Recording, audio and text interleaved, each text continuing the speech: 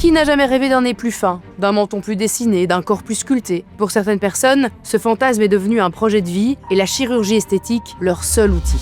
Des côtes retirées, des veines en silicone, des hanches élargies, des os cassés pour gagner quelques centimètres de hauteur, certains ont modifié leur apparence à l'extrême jusqu'à franchir les limites de ce qu'un corps humain est censé être. Ils veulent ressembler à Barbie ou à Ken, à un personnage de cartoon, à une créature hors du genre humain. D'autres poursuivent un seul objectif, celui de battre un record mondial, quitte à risquer leur vie. Aujourd'hui, je vous raconte l'histoire des chirurgies esthétiques les plus extrêmes au monde et de ceux qui ont fait de leur transformation une obsession. C'est sûrement l'une des transformations les plus connues. Rodrigo Alves, aujourd'hui connu sous le nom de Jessica. Il a transformé son corps en une véritable vitrine. Né en 1983 à Sao Paulo, au Brésil, il est l'enfant unique d'une famille aisée, très attachée à l'apparence et à l'image qu'il renvoie aux autres. Rodrigo grandit avec un sentiment d'inadéquation. Vers l'âge de 5 ans, il ne se considère déjà plus comme un garçon. Il trouve son nez trop imposant, son visage trop rond et son corps trop mince. Et à l'adolescence, tout se complique. En plus d'être timide et victime d'intimidation, il développe une gynécomastie due à un déséquilibre hormonal. Son apparence devient un motif de moquerie à l'école et lui donne l'impression de vivre dans un corps qui n'est pas le sien.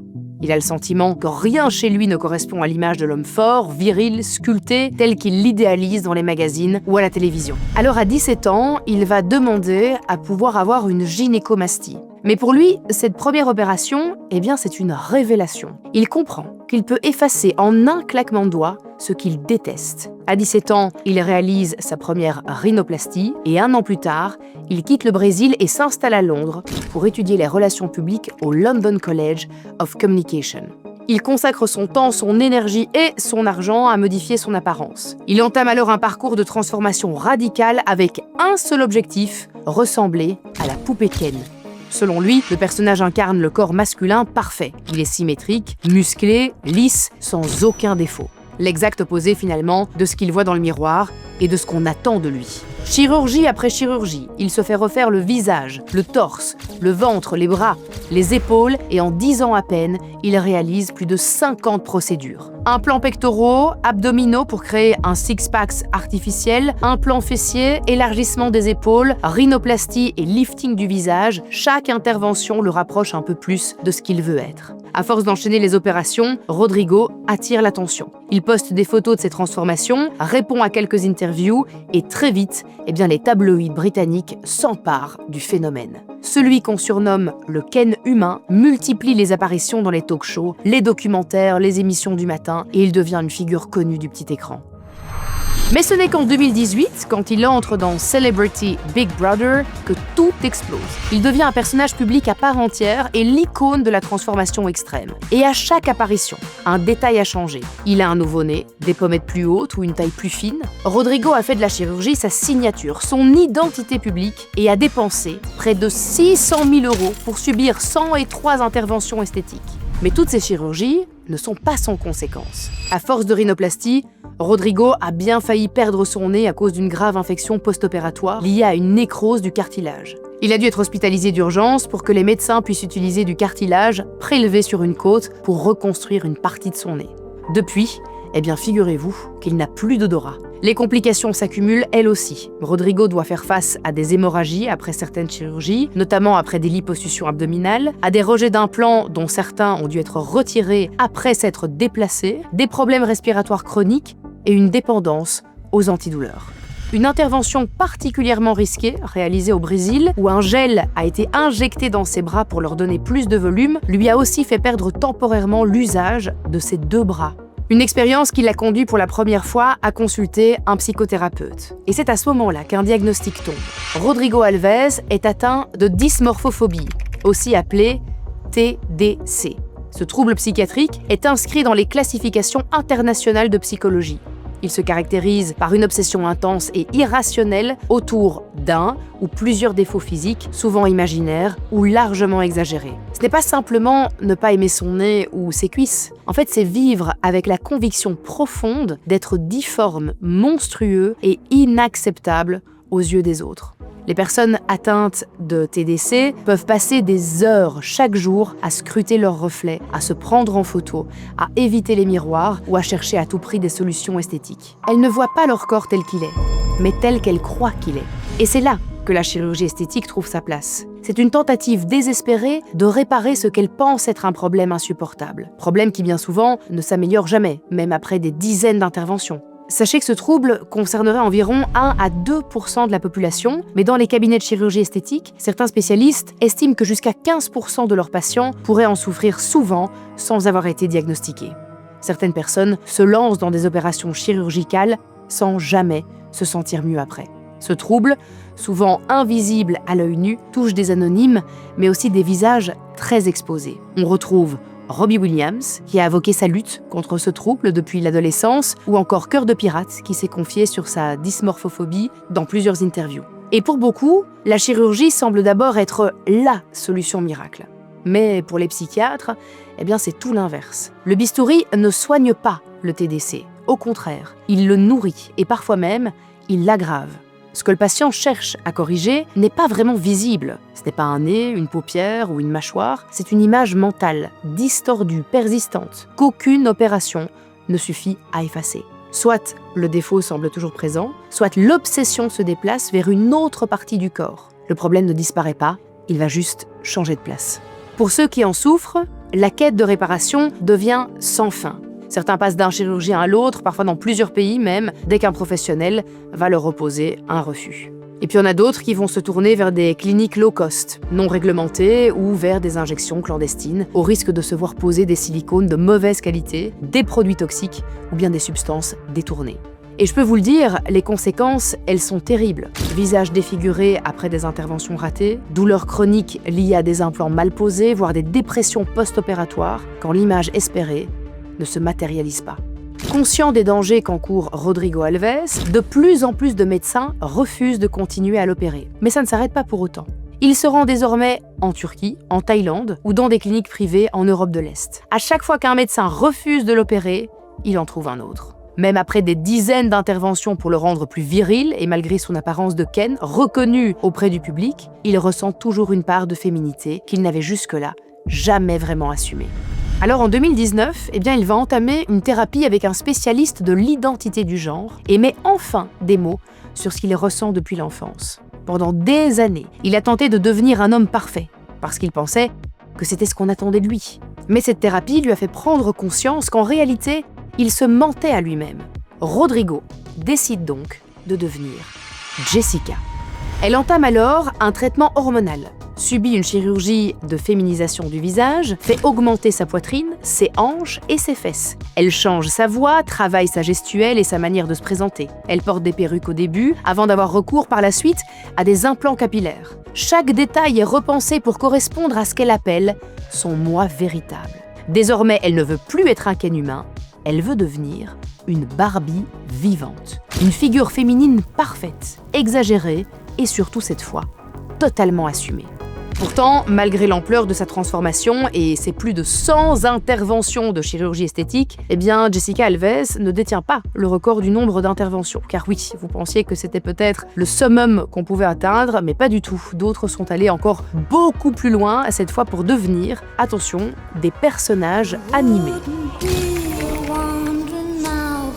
C'est le cas de Pixie Fox. Née en 1990 en Suède, rien ne l'a prédestinée à devenir un phénomène mondial.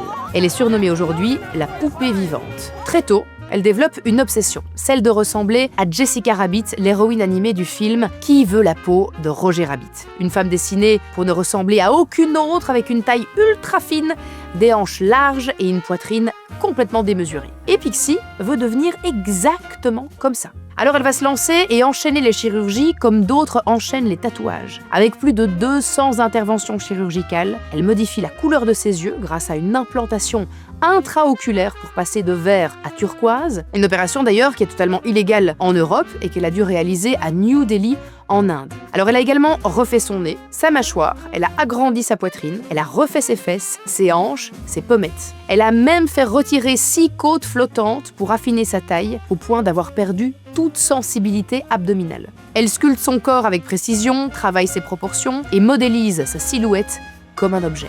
Mais ce fantasme de cartoon, eh bien, il va tout doucement se déformer.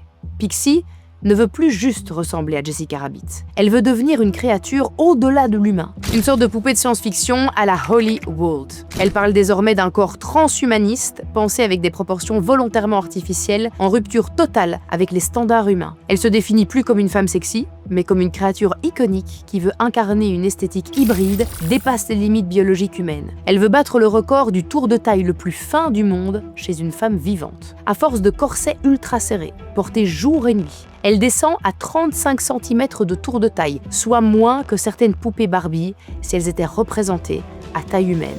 Un record qui, heureusement, n'a jamais été reconnu officiellement, puisque jugé beaucoup trop dangereux à promouvoir, mais qu'elle revendique par contre comme une victoire personnelle sur les limites du corps humain. Régulièrement, on peut d'ailleurs voir Pixie Fox poser aux côtés de Justin Jellica, surnommé le Ken humain. C'est un Américain qui est né en 1980 et qui est souvent présenté comme l'équivalent masculin de Jessica Alves, voire même, attention, comme son rival.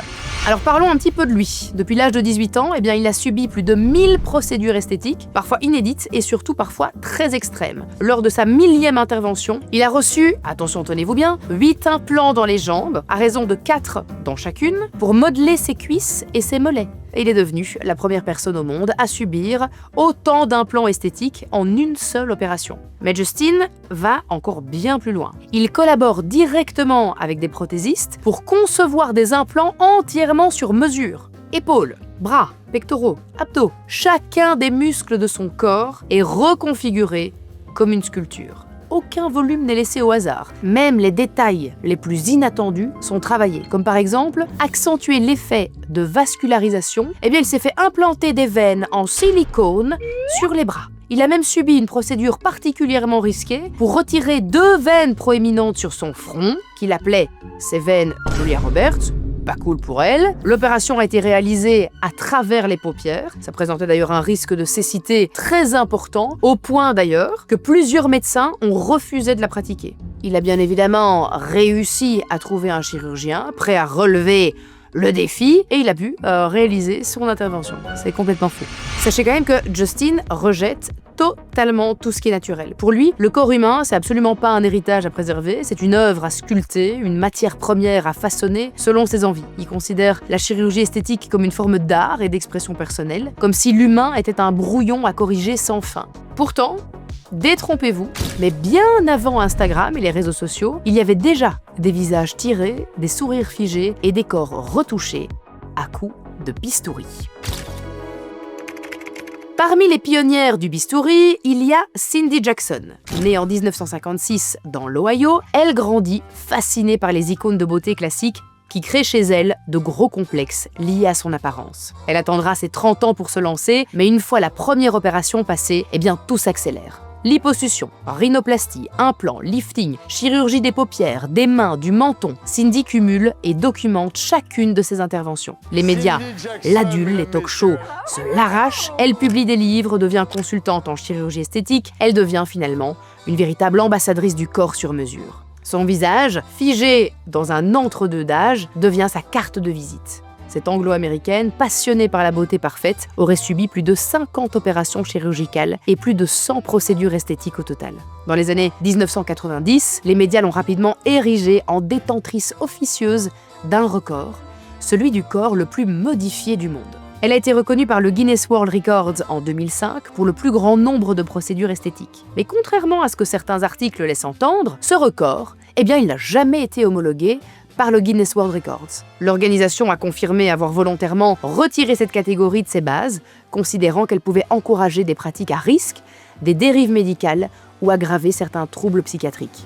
D'autant qu'avant elle, une autre célébrité a cumulé les interventions chirurgicales, Joan Rivers.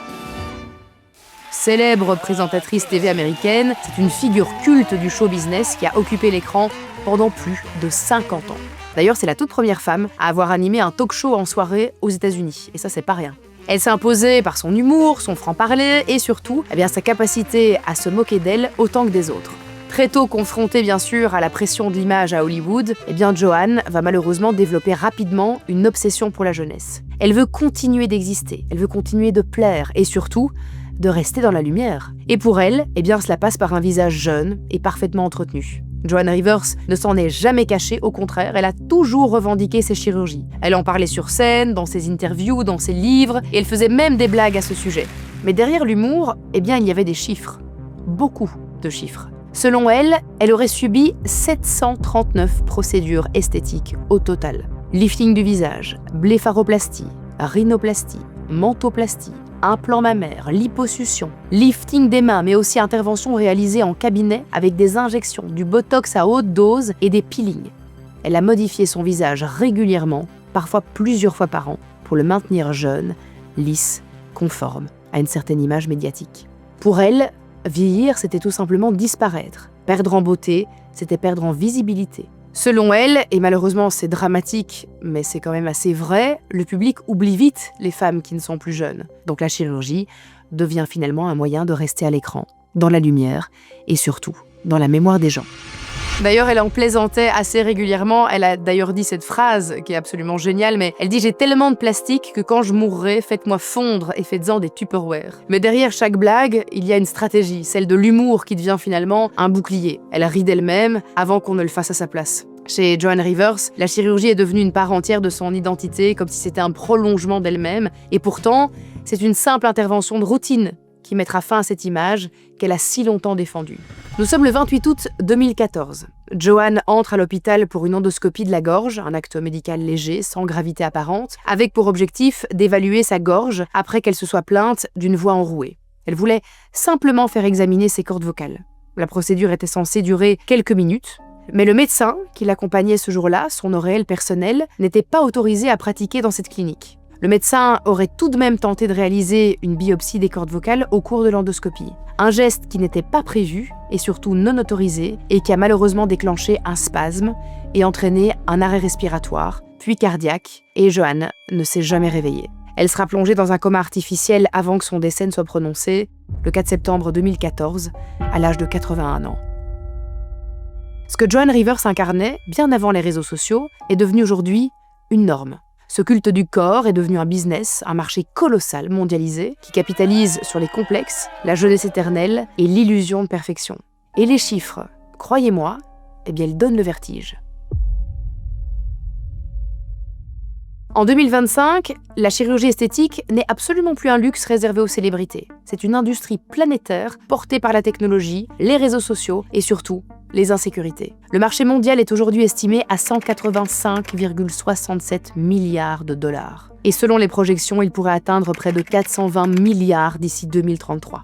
Une croissance annuelle de près de 15%, alimentée par une promesse, celle de pouvoir se transformer à la demande. On peut remodeler un menton, on peut repulper une bouche, on peut aspirer une taille, on peut remonter un regard. Tout est devenu accessible, rapide et surtout totalement normalisé. Tout le monde va chez le dentiste, tout le monde va chez le kiné, tout le monde va... moi j'ai chez le chirurgien esthétique. Voilà. Et derrière cette croissance spectaculaire, un moteur principal, l'image. Celle qu'on veut donner, qu'on croit devoir renvoyer et qui se mesure aujourd'hui en likes et en followers. Et ça, les cliniques du monde entier, ils l'ont bien compris. Selon plusieurs études, cette croissance fulgurante est portée par une demande accrue de procédures personnalisées, mais surtout par l'influence massive des réseaux sociaux. Les filtres deviennent des objectifs et les visages retouchés des influenceuses deviennent des modèles à reproduire en salle d'opération. Mais s'il y a bien un pays où cette logique est poussée à son extrême, c'est la Corée du Sud. Souvent qualifiée de capitale mondiale de la chirurgie esthétique, le pays détient le taux le plus élevé de chirurgie plastique par habitant, avec un taux de 13,5 procédures esthétiques pour 1000 habitants. Se refaire le nez ou les paupières, c'est une banalité sans nom. D'ailleurs, selon un article de Business Insider, en 2024, le district de Gangnam comptait 457 cliniques de chirurgie plastique enregistrées sur une superficie de seulement 24 km². Là-bas, environ une femme sur deux, âgée de 19 à 29 ans, a déjà eu recours à une chirurgie plastique. Dans certains cas, il ne s'agit même pas seulement de retoucher un détail, mais de se conformer à un standard devenu presque obligatoire. Et ce standard commence tôt, très tôt. En Corée du Sud, il est courant d'offrir une chirurgie esthétique comme cadeau en fin d'études secondaires. Une rhinoplastie, une double chirurgie des paupières et parfois même un remodelage du menton comme un investissement pour l'avenir. Une manière d'aborder l'université ou le marché du travail avec un visage préparé. Pour beaucoup, c'est devenu un rite de passage. Mais quand la demande explose, les dérives suivent. Face à l'obsession collective du visage parfait, certaines pratiques ont basculé dans l'ombre. La popularité de la chirurgie esthétique a ouvert la porte à des procédures non réglementées, parfois réalisées par des individus non qualifiés. Parmi lesquels les plus inquiétants, les ghost surgeries. Le patient croit être opéré par un chirurgien célèbre, mais c'est un autre, parfois un assistant non autorisé, qui tient le scalpel à sa place. D'autres chirurgiens, eux, cherchent la visibilité à tout prix. Certains n'hésitent plus à transformer la salle d'opération en studio de tournage, et sur TikTok, on voit des chirurgiens filmer des opérations en direct, commenter des visages avec des avant-après de relooking, créer des contenus chocs pour faire grimper leur vue. Cette mise en scène spectaculaire de l'acte chirurgical flirte dangereusement avec le divertissement, au détriment de la déontologie. Plusieurs professionnels ont déjà été sanctionnés, certains ont d'ailleurs été radiés, d'autres suspendus, pour avoir franchi cette ligne floue entre médecine et marketing viral. La vérité, c'est que la chirurgie esthétique, elle ne concerne plus seulement les extrêmes. Elle est partout. Elle est discrète, assumée, parfois invisible, et je ne suis absolument pas là pour juger. J'ai d'ailleurs moi-même eu recours à la chirurgie esthétique pour corriger certaines choses qui me faisaient me sentir mal, et je ne le regrette absolument pas, ça je tiens à vous le dire, mais je le dis aussi avec beaucoup de recul. Chaque acte, même le plus anodin, a un impact. Pas seulement sur notre corps, mais sur notre regard, sur la façon dont on se perçoit, dont on se compare. Et aujourd'hui, ce regard, il est parasité par les filtres. Ceux des réseaux sociaux, des stories, des apps beauté, ces applications qui lissent la peau, qui affinent le nez, qui remontent les pommettes sans qu'on s'en rende même compte. Et à force de se voir filtrer, on finit par croire que c'est la version réelle. Et quand on se regarde dans le miroir, on ne se plaît plus. Et à force de vouloir ressembler à une image modifiée, on s'éloigne dangereusement de soi. Je le vois autour de moi, de plus en plus de jeunes, parfois très jeunes, qui grandissent en pensant qu'ils doivent changer leur visage avant même d'avoir appris à l'aimer. Et si je m'adresse à vous aujourd'hui, surtout vous les femmes, parce que je sais ce que c'est aussi pour dire stop à cette course permanente. Depuis toujours, la société nous pousse à vouloir être plus belles, pour séduire, pour vendre, pour appartenir. On a toutes grandi avec cette injonction silencieuse que notre valeur passait d'abord par notre apparence. Et pendant que certains s'enrichissent à coups de crème, d'opérations ou de filtres, nous, on doute, on se compare, on s'efface. Alors oui, se transformer, on va pas se le cacher, parfois ça fait du bien. Mais se reconnecter à qui on est vraiment, sans chercher à coller à un standard imposé, je vais vous le dire, c'est encore plus fort. Notre corps n'est pas un problème à corriger. Il est à habiter, à aimer, à réconcilier. Et si un jour, vous décidez, tout comme moi, de changer quelque chose, faites en sorte que ce soit vraiment pour vous. Pas pour plaire, pas pour valider, mais parce que vous vous êtes regardé dans le miroir et que vous vous êtes dit « c'est moi et je mérite de me sentir bien avec ou sans filtre ».